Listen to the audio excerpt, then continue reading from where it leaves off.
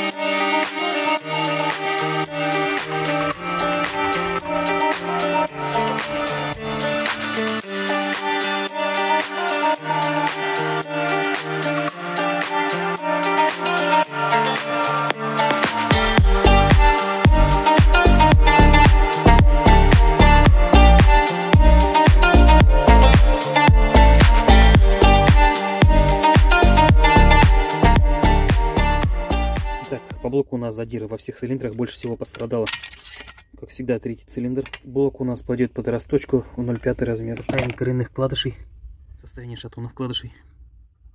Поршневая очень сильно закоксована и задрана. Маслозаборники, остатки успокоителя цепи верхнего.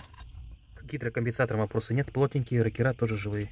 Их оставим. Помпа отличная, люфтов нет, подтеков не обнаружено. Есть следы износа на масляном насосе.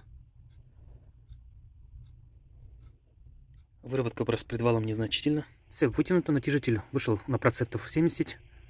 Также очень сильный износ по успокоителю.